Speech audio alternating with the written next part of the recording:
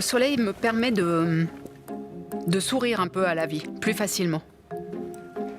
Je passe beaucoup de temps au soleil. Dès que je le vois plus, il me manque. Après, je suis pas une adepte de la chaise longue et des choses comme ça. J'aime être dehors, à l'air et profiter du beau temps, ouais. En général, comme je suis là tôt le matin, je les porte avant que la plupart des gens arrivent. Ça m'évite de passer un peu pour un extraterrestre. Sabrina travaille dans une médiathèque. Elle a souffert de dépression il y a quelques années et sur le conseil de son médecin, elle a tenté la luminothérapie. Je me suis rendu compte surtout que quand je n'en faisais pas, j'étais moins bien. Du coup, c'est surtout à ce moment-là que j'ai pris conscience que ça m'apportait quelque chose et que j'ai vraiment commencé à le faire très régulièrement dès les premiers, je dirais octobre, novembre, quand le soleil commence vraiment à diminuer. Aujourd'hui, elle utilise des lunettes de luminothérapie qui lui permettent d'être mobile dans son travail comme chez elle, tout en respectant la régularité indispensable au traitement. Avant que je fasse la luminothérapie, d'ailleurs, j'avais coutume de dire que l'hiver, si je pouvais hiberner, me coucher au mois de novembre puis me réveiller au printemps, ça serait top. Parce que tout est plus dur. Le matin, on se lève, il fait nuit. On rentre le soir du bureau, il fait nuit. On a l'impression qu'on n'a plus de vie, quelque part. Et d'amener un peu de soleil par ce moyen-là, ou en allant le chercher en altitude quand on peut, c'est bénéfique. Ouais. Sabrina a toujours sur son bureau sa première lampe de luminothérapie et s'y exposer lui procure un bien-être particulier. Des fois, j'ai presque l'impression que en 20 minutes d'exposition, je me retrouve, je suis plus souriante, plus gaie, plus animée. Après, c'est peut-être juste parce que j'ai fait une pause de 20 minutes, mais c'est un peu l'effet que ça me fait. Comme quand on va en montagne ou bien qu'on sort de la brume puis qu'on se retrouve au soleil, on cherche un peu la chaleur sur son visage. Et c'est un peu le même effet de ces lampes, sans la chaleur. On a juste la lumière. Et c'est vrai que c'est bluffant. C'est vraiment l'impression qu'on est au soleil. Comme Sabrina, de plus en plus de gens cherchent à compenser ce manque de soleil en hiver qui donne le blues. Ainsi, depuis quelques années, le marché de la luminothérapie s'est beaucoup développé. C'est ce qu'a constaté Bénédicte Wildhaber, spécialiste du secteur en Suisse romande. Au départ, on avait beaucoup de demandes uniquement pour la dépression saisonnière. C'était comme ça que c'était connu. En Suisse particulièrement, vu la possibilité d'obtenir un remboursement. Aujourd'hui, il y a beaucoup de gens qui ont l'envie d'avoir de la luminothérapie pour simplement vaincre les symptômes saisonniers ou bien pour faire un cadeau pour une personne qu'ils connaissent. Oui.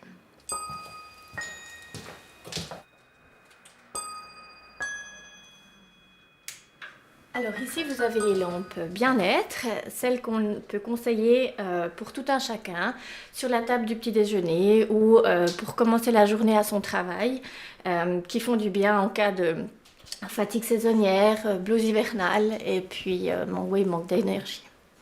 Alors là, elles sont plus grandes.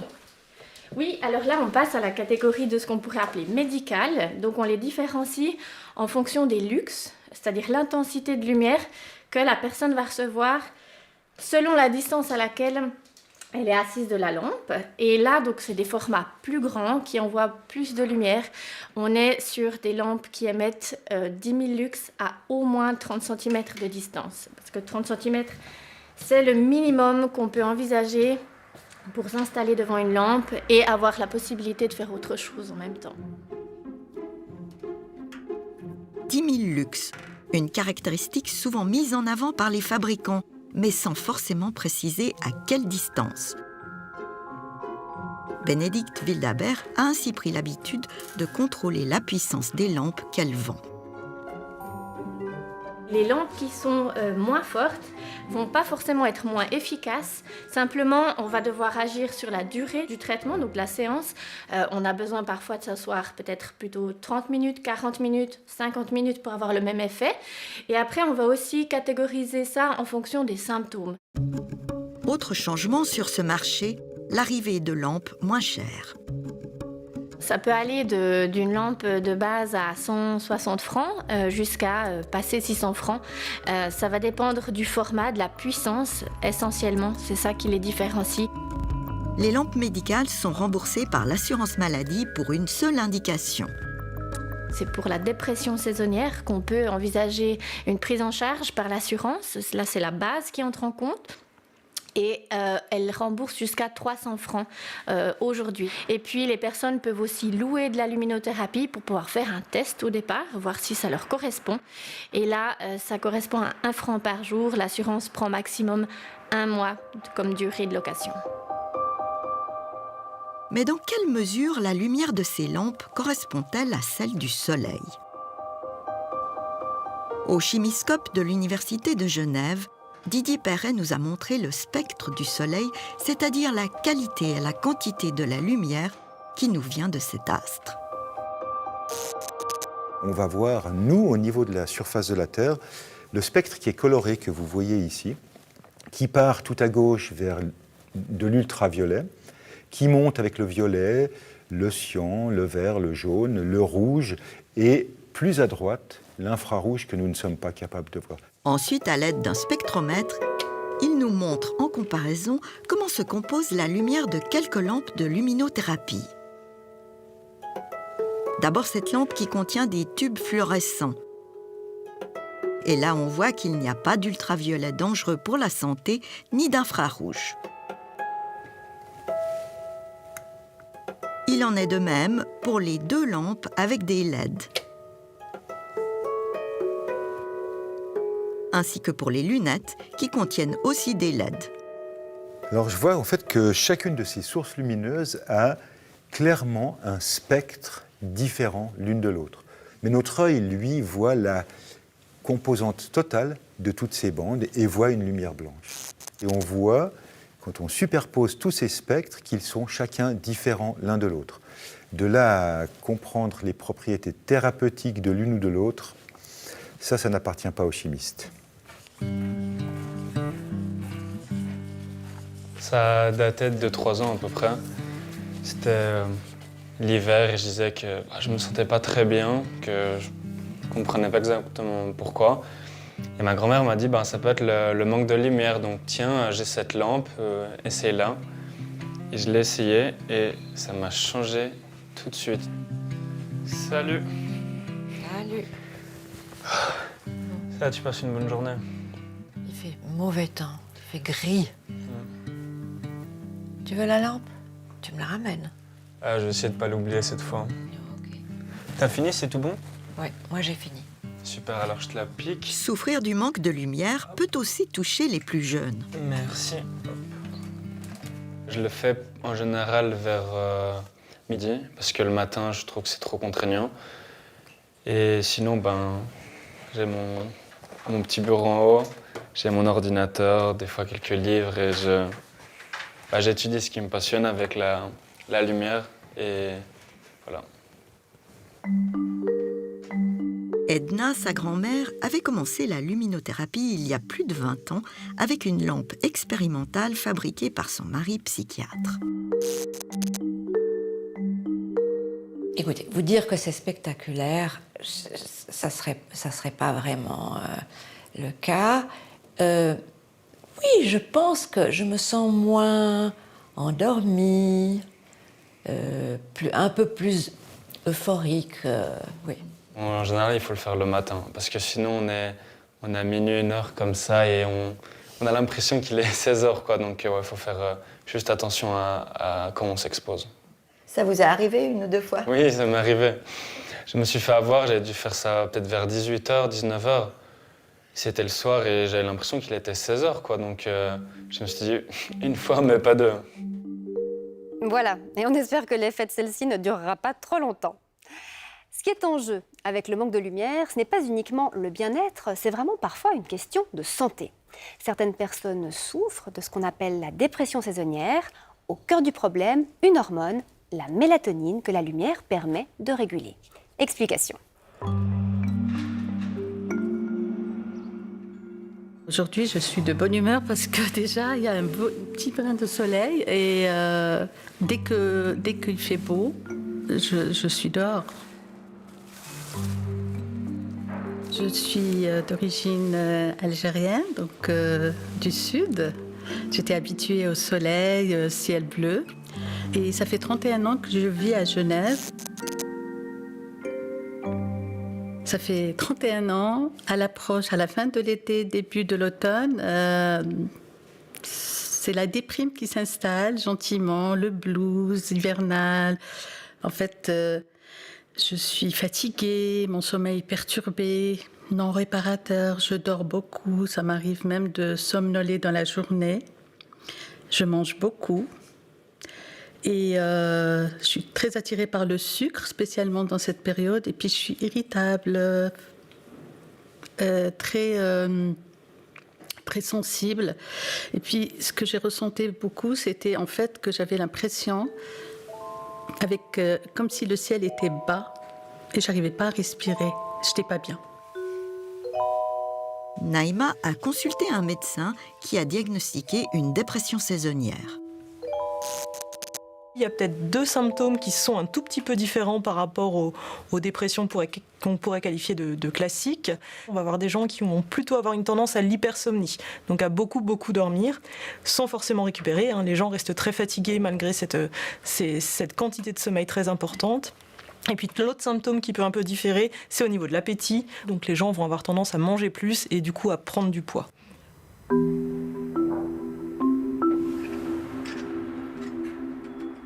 Une fois le diagnostic posé, Naïma a été prise en charge par une infirmière spécialisée pour la mise en place du traitement et le prêt d'une lampe pour un essai de 15 jours. C'est un petit protocole qui est relativement simple où on reprend les symptômes significatifs de la dépression saisonnière avec une échelle de l'humeur qui est une échelle validée scientifiquement qui s'appelle l'échelle d'Hamilton. L'idée, c'est d'avoir un premier score de cette échelle de l'humeur. Ensuite, on se met d'accord avec le patient. Est-ce que vous voulez faire ce traitement ? Je leur montre un peu la lampe et donc on la connecte ensemble pour qu'ils voient l'intensité un peu de la lumière. Et c'est vrai que la première fois, c'est un peu surprenant pour eux. Et je l'ai utilisée pendant 2 semaines. Et déjà, petit à petit, je commençais à voir comme s'il y avait de la clarté. Waouh! Comme si je sortais d'un nuage. Et c'était vraiment, au bout de 2 semaines, j'ai vraiment senti l'efficacité. J'avais moins de somnolence, comme si mes yeux étaient beaucoup plus ouverts. J'arrivais à mieux dormir.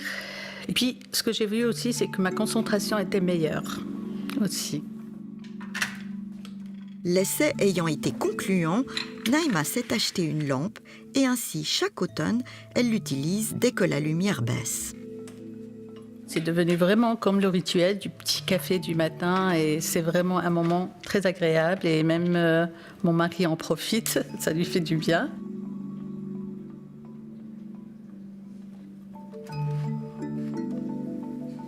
Surtout, il ne faut pas fermer les yeux, donc je profite de prendre mon petit déjeuner, même des fois traiter mes factures, mon courrier.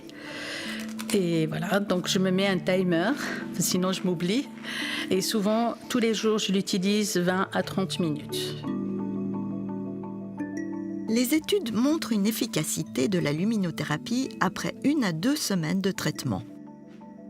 Quand on discute un peu avec les personnes, souvent il y a une amélioration bien plus rapide et en quelques jours, les gens se sentent mieux, notamment avec cette espèce de chape de plomb qu'ils avaient un peu sur les épaules, dans le cerveau, etc., qui est vraiment levée par la luminothérapie, tout simplement parce que ça permet d'arrêter la synthèse de la mélatonine. Mélatonine, le mot-clé pour comprendre comment la luminothérapie agit sur l'humeur et c'est en relation avec notre horloge biologique interne. C'est elle qui régule notre organisme et ses fonctions, notamment la température, la tension artérielle, le transit intestinal et bien sûr le sommeil. Cette horloge se situe dans le cerveau, au niveau de l'hypothalamus et fonctionne sur un rythme d'un peu plus de 24 heures. Donc on a un très léger décalage tous les jours. Et finalement, l'horloge interne a pour but de faire en sorte qu'on puisse se resynchroniser en permanence et pas se décaler par rapport aux conditions extérieures. Et c'est la lumière qui est un des principaux synchronisateurs. La lumière captée par certains récepteurs dans les yeux bloque la synthèse de mélatonine, l'hormone du sommeil. Donc, en fin de journée, quand il y a une décroissance de la luminosité, la mélatonine va recommencer à être synthétisée dans notre cerveau. Elle va induire l'endormissement et le maintenir toute la nuit jusqu'à l'aube. On s'aperçoit que chez les gens qui ont une dépression saisonnière, il y a une difficulté à capter la lumière, notamment quand elle est moins intense. Donc typiquement période automnale ou hivernale. Finalement, cette mélatonine continue à être produite dans la journée alors qu'elle ne devrait pas l'être. Et ce qui va induire comme ça cette sensation de fatigue et aussi de symptômes dépressiogènes.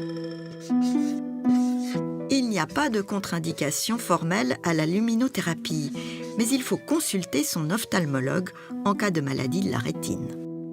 Est-ce que vous avez observé si vous aviez des effets secondaires temporaires? Oui, au début, un petit peu de mal à la tête. Mal à la tête, Oui. d'accord. Ce qui est décrit, voilà, ça peut être une certaine fatigue oculaire, quelques nausées, quelques céphalées, parfois quelques légers troubles du sommeil, mais ce sont somme toute des choses assez minimes.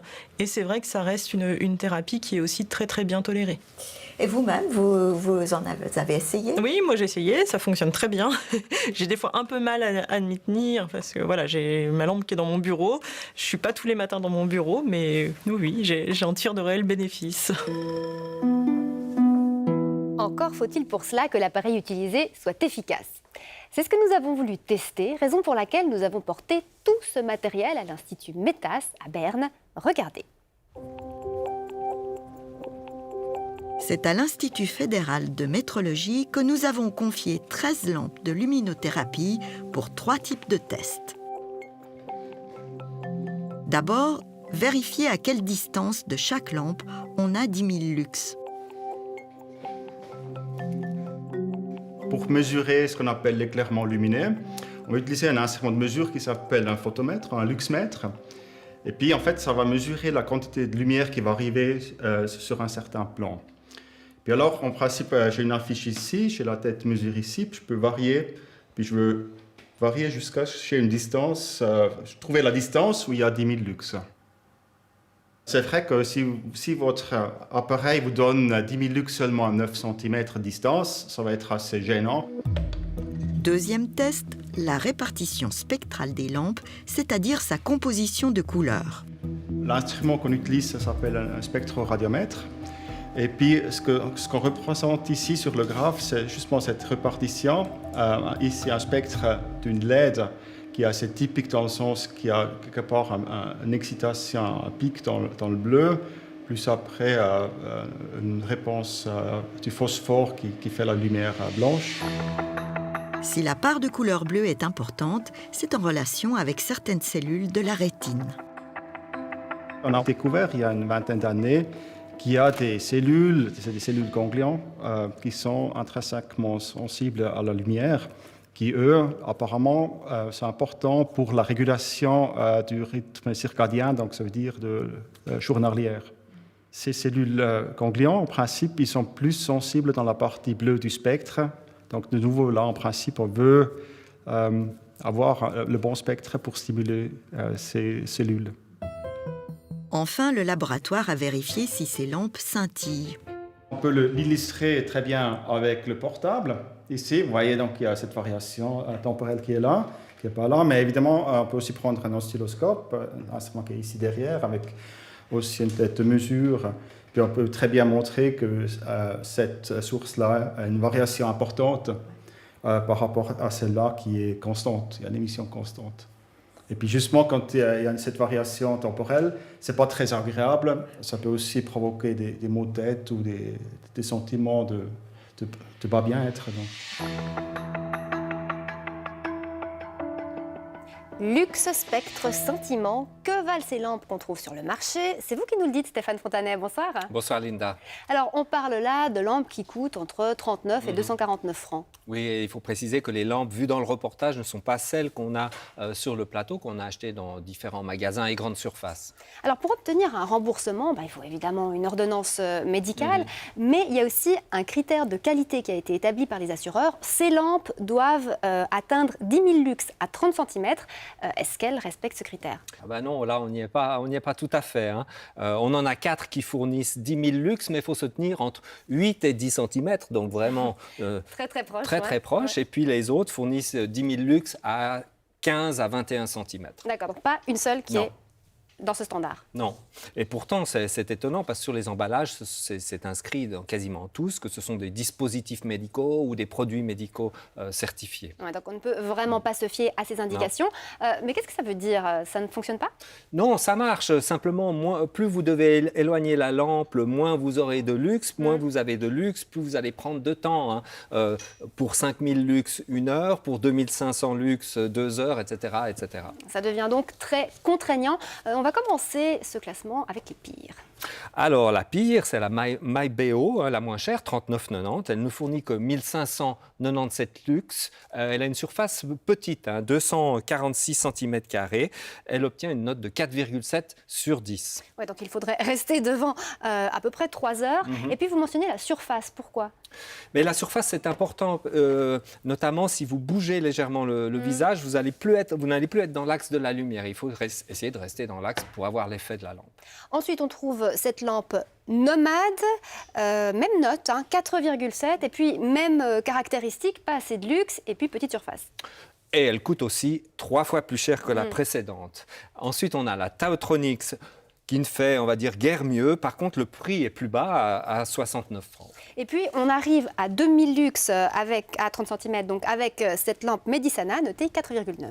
Oui, et on trouve ensuite une Medisana à 4800 lux, la LT 500.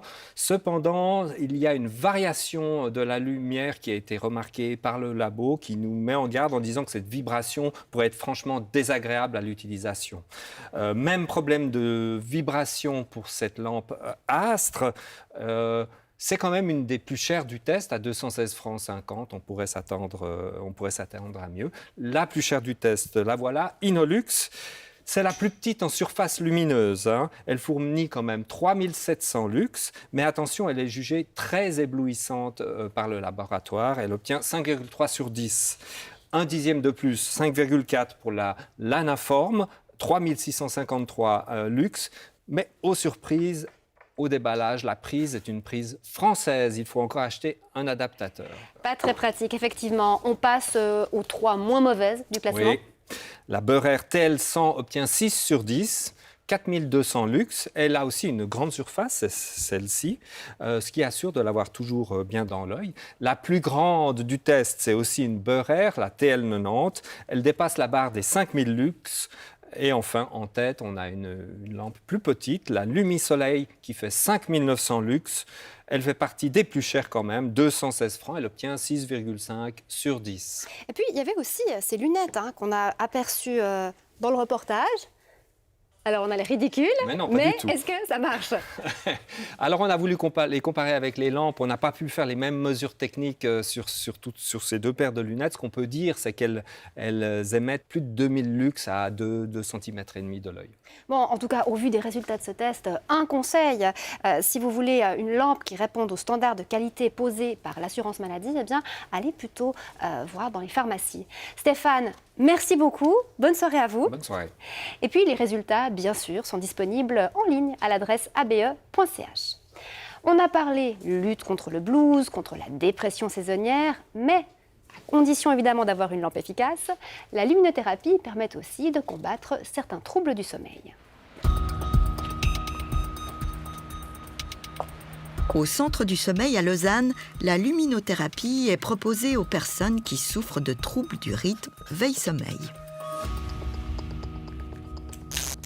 On a tous une horloge interne qui tourne environ sur 24 heures, mais pas exactement sur 24 heures. Donc on doit tous les jours remettre notre horloge à l'heure, de manière à ce que notre sommeil survienne bien la nuit, aux heures où on a besoin de dormir en fonction de nos obligations. Et la luminothérapie peut être une aide justement pour bien caler notre sommeil. Les gens qui ont du mal à se lever le matin, probablement qu'ils ont un taux de mélatonine encore un peu élevé. Donc s'ils s'exposent à de la lumière de forte intensité le matin, leur corps va arrêter de sécréter de la mélatonine et là, ils vont se réveiller. Petit à petit, leur horloge interne va se recaler et ils se réveilleront de plus en plus facilement à des horaires plus tôt que leur horaire plus naturel. Ceux qui voudraient à l'inverse repousser leur coucher auront intérêt à s'exposer à la lumière plutôt en fin d'après-midi. Pas trop proche du coucher, sinon on peut vraiment différer fortement l'endormissement, mais en fin d'après-midi, ça peut permettre de repousser la survenue du sommeil. Les travailleurs qui ont des horaires irréguliers ou de nuit peuvent aussi bénéficier de la luminothérapie. Une question importante, si on achète une lampe pour traiter des troubles du sommeil, peut-on compter sur un remboursement de l'assurance ? La luminothérapie est remboursée par l'assurance maladie uniquement dans une indication en Suisse qui est la dépression saisonnière. Donc quand on veut utiliser de la luminothérapie dans d'autres indications, notamment les troubles du rythme veille-sommeil, là on est bloqué par ce non-remboursement. Et alors vous-même, est-ce que vous utilisez la luminothérapie? Alors moi j'utilise la luminothérapie parce qu'une partie de mon travail s'effectue notamment dans des locaux où il n'y a pas de fenêtre. Et donc pour les travailleurs qui ont des bureaux sans fenêtre, c'est très important de pouvoir compenser ce manque d'exposition à la lumière naturelle. Et puis effectivement, pendant l'hiver, je trouve que ça aide à se mettre en route le matin, à se réveiller et à être un peu plus énergique.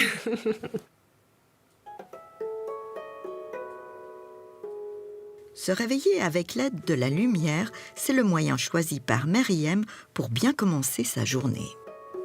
Il n'y a plus cette sonnerie, le cœur bat fort d'un coup, c'est vraiment un réveil très brusque. Et avec le simulateur d'Aube, c'est vraiment très naturel. On a l'impression de se réveiller tous les jours comme si on était en plein été avec ce beau soleil qui traverse la chambre. C'est vraiment très agréable.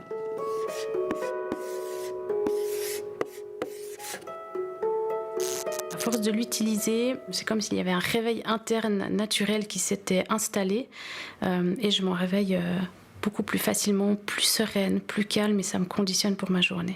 Ce qui peut aussi aider, c'est que le soir, pour la lecture, je le mets en sens inverse. Donc le sommeil se fait aussi beaucoup mieux. Je pense que ça a aussi une influence de ce sens-là.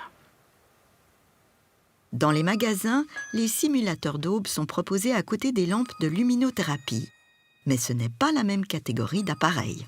Les simulateurs d'aube, c'est plutôt un outil bien-être. C'est une autre forme de réveil. Est-ce qu'on préfère se réveiller avec une lumière qui monte en intensité ou avec une sonnerie? Ça, c'est libre à chacun de voir. Il existe des études qui visaient à comparer justement l'efficacité de la luminothérapie ou des simulateurs d'aube. Et puis les utilisateurs de ces simulateurs d'aube disaient que c'était agréable, qu'ils aimaient bien ça, mais cela n'avait pas d'impact sur leur rythme biologique. Meriem souffre de dépression saisonnière qu'elle soigne depuis quelques années avec la luminothérapie. Au départ, j'avais une grande lampe. Ensuite, quand j'ai eu un enfant, le fait que ce soit un enfant en bas âge, la lampe, je trouvais ça tout de même risqué. Donc, je me suis renseignée pour pouvoir justement avoir le modèle en luminette, qui a changé ma vie. La luminette a changé votre vie? Exactement. Comment? Alors, on n'est pas obligé d'être assis sur une chaise devant la lampe, on peut vaquer à nos occupations. Et l'avantage pour quelqu'un qui est porteuse de lunettes, c'est qu'on peut les mettre par-dessus ses lunettes. Donc je vis ma vie le matin, je me prépare, je peux bouger sans autre. Meriem est consciente que luminette et simulateur d'aube n'ont pas le même usage. Mais pour elle, ils sont bien complémentaires. Voilà, vous êtes informés, à vous de choisir. Un abonnement qui permet de changer de voiture tous les 3, 6 ou 12 mois à mi-chemin entre le leasing et la location de vacances. C'est une offre en plein développement en Suisse, à la clé des véhicules équipés, assurés, immatriculés, avec les bons pneus à la bonne saison. Mais financièrement, le client s'y retrouve-t-il? François Janet et nos collègues de SRF ont sorti leur calculette. Voici un nouvel abonné, Marc Spigalia. Il loue une Jeep Compass d'occasion avec 48 000 km au compteur. Durée minimale de son contrat d'abonnement, 6 mois, pour un prix mensuel de 679 francs. Je pense qu'il n'est pas nécessaire de tout posséder soi-même. On peut aussi tester quelque chose pour voir quelles expériences on fait. En fait, c'était mon but. C'est déjà la 3e voiture que Marc Spigaglia loue chez Carify. Cet été, il avait une petite voiture électrique. Cette fois, la Jeep l'accompagnera tout au long de l'hiver. Le marché des abonnements automobiles est en plein essor. Un nombre impressionnant d'entreprises proposent désormais de tels modèles d'abonnement. En ligne, la recherche est un jeu d'enfant. Vous choisissez d'abord le modèle qui vous convient, au prix de base fixé selon une durée de contrat standard. Une durée plus courte, donc avec davantage de flexibilité pour changer de voiture plus souvent, cela coûte plus cher. Il en va de même pour le kilométrage inclus. Plus on roule, plus c'est cher. Et voilà, le prix total apparaît avec tous les frais d'exploitation. Les abonnements voitures sont all-inclusive, c'est-à-dire que tous les frais annexes sont inclus, sauf l'essence. Andrea Auer connaît bien le secteur des abonnements automobiles. Elle est experte en mobilité auprès du service de comparaison Comparis. Pour ce reportage, elle a examiné à la loupe les offres de 5 fournisseurs d'abonnements automobiles. Et elle a comparé les coûts d'abonnement avec les coûts complets du leasing ou de l'achat du véhicule. Les offres d'abonnement se révèlent très différentes les unes des autres.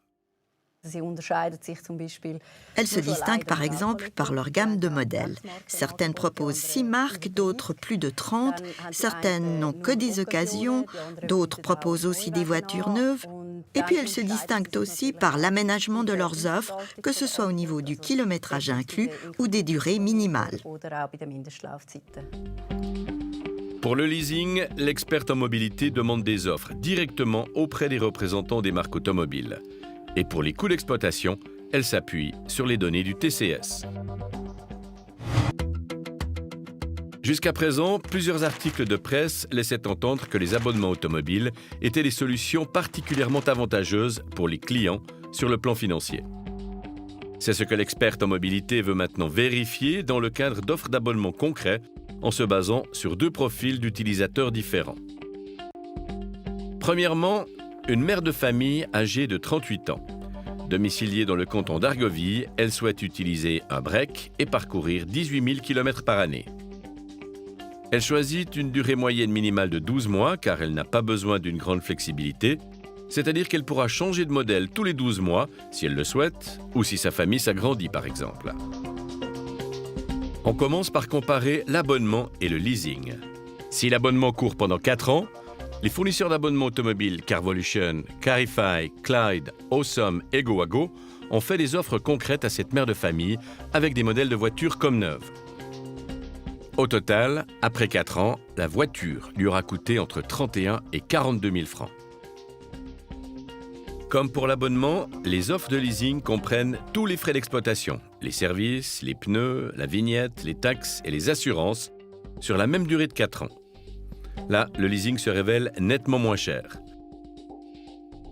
Seule l'offre promotionnelle de GoWago est plus avantageuse que le leasing auprès du concessionnaire de la marque. À noter que les différences entre les abonnements et les offres de leasing varient considérablement. Nous expliquons ces différences par le fait que les fournisseurs sont très différents les uns des autres. Certains possèdent eux-mêmes les voitures, d'autres ne font que proposer leur plateforme aux garagistes qui mettent leurs voitures en ligne. Et là, il se peut qu'une offre soit nettement plus avantageuse ou plus chère. Sergio Studer est cofondateur de la plateforme Carify. Il a démarré en 2019 et emploie aujourd'hui 26 personnes. Actuellement, plus de 300 garages partenaires passent des annonces sur sa plateforme en ligne. L'offre comprend près de 460 voitures. Le modèle d'affaires de Carify propose aux clients des véhicules d'occasion et des voitures neuves qui dorment chez les garagistes à des conditions intéressantes. L'objectif n'est pas à tout prix d'être plus avantageux qu'un leasing ou un achat. Ce qui compte, ce sont les atouts fondamentaux du modèle d'abonnement. C'est d'abord la simplicité. Je peux gérer ma mobilité numériquement. Comme dans n'importe quelle boutique en ligne, je peux choisir ma voiture en 3 clics, composer mon abonnement et réserver. Et l'autre atout, c'est la flexibilité. Je peux à tout moment adapter ma mobilité à mes conditions de vie. Mais la flexibilité et la simplicité rendent les abonnements automobiles plus chers. C'est ce qu'a montré la comparaison avec le leasing. La comparaison entre l'abonnement et l'achat d'une voiture maintenant le montre de manière encore plus marquée. Pour le deuxième profil, celui d'un jeune homme de 26 ans, il vient du canton de Lucerne et il souhaite un abonnement pour une petite voiture avec laquelle il envisage de parcourir 7500 km par année.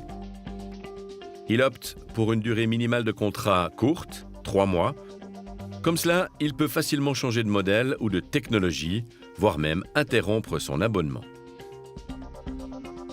Il souscrit son abonnement auprès des mêmes fournisseurs, mais il le fait durer un peu plus de 8 ans, la durée de vie moyenne d'une voiture suisse. Dans ce cas-là, la grande flexibilité couplée à la longue durée d'utilisation fait exploser les coûts de l'abonnement. Sur 8 ans, la petite voiture va lui coûter entre 51 et 98 000 francs. À titre de comparaison, les coûts complets basés sur les services catalogues officiels et tous les frais annexes, services, pneus, vignettes, taxes et assurances, également calculés sur 8 ans, représentent une toute petite fraction du prix de l'abonnement. On peut en déduire que l'abonnement automobile reste toujours plus cher que l'achat, surtout si l'on veut utiliser la voiture sur une longue période. Excepté le carburant, tous les coûts sont compris dans l'abonnement. Pas besoin donc de se soucier des petites éraflures en restituant le véhicule. La flexibilité est un atout, mais à un coût difficilement concurrentiel par rapport au leasing ou à l'achat.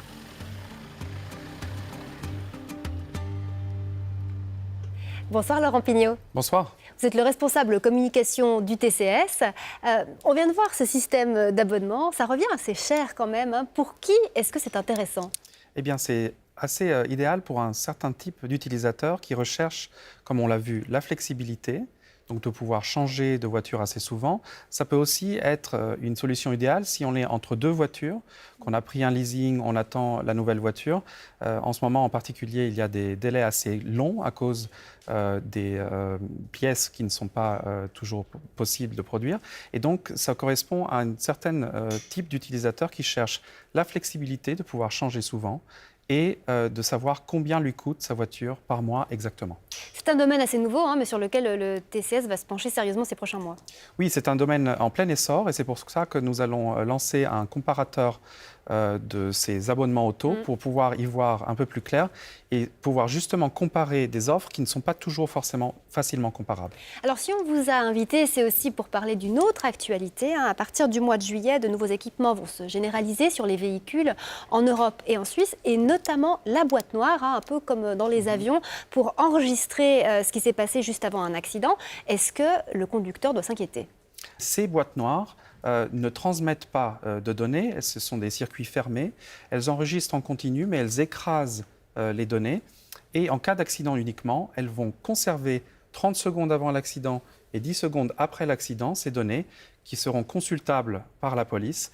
Et ces boîtes noires seront obligatoires. Alors justement, là, c'est intéressant, parce que si la boîte noire enregistre que je n'ai pas freiné, par exemple, avant de foncer dans quelque chose, quelles conséquences, au niveau des assurances notamment, est-ce que ça peut avoir pour moi?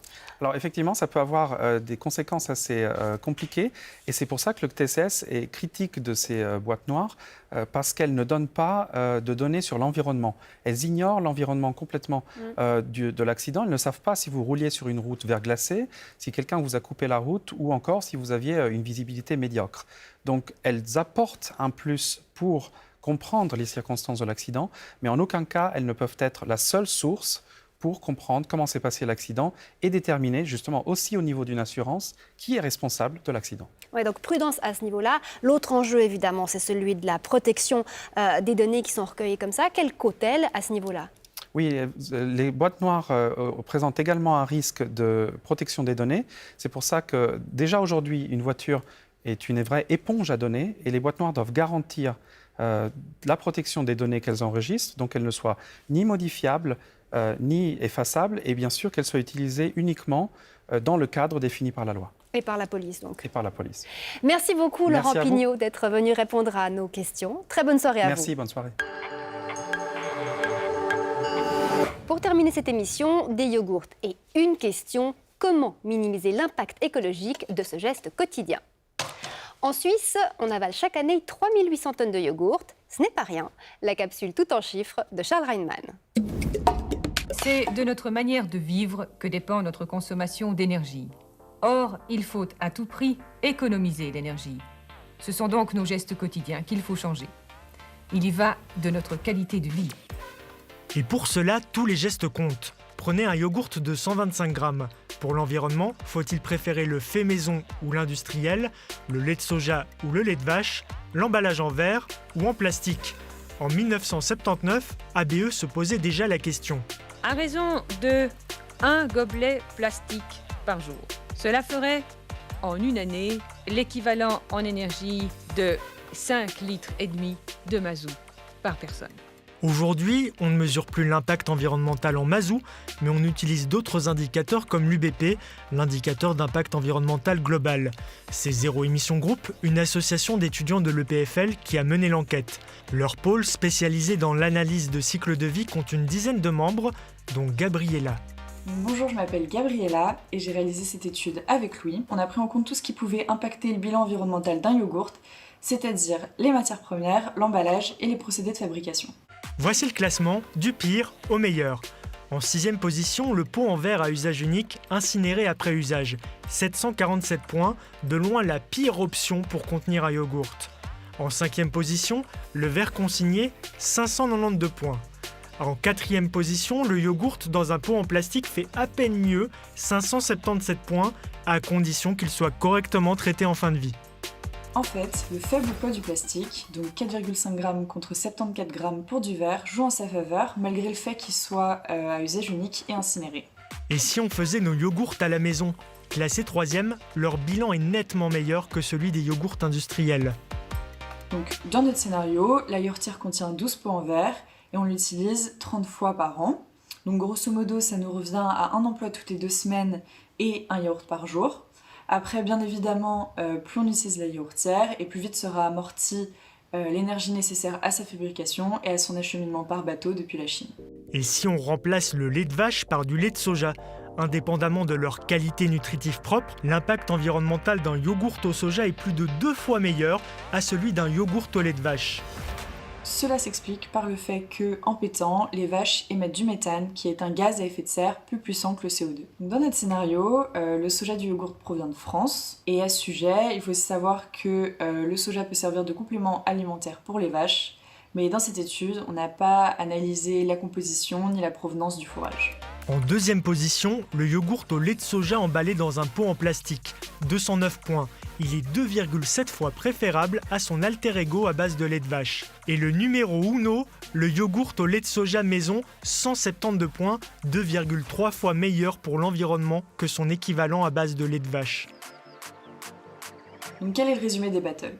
Donc sur un plan environnemental, le lait de soja bat le lait de vache, le fait maison l'industriel, et enfin le plastique bat le verre, sauf s'il est consigné, et là dans ce cas-là c'est match nul. De l'énergie, il y en a dans tout ce que nous consommons. Cela signifie que nous avons finalement, nous, consommateurs, la solution en main. Bien dit Catherine, une conclusion toujours valable aujourd'hui, à nous de jouer.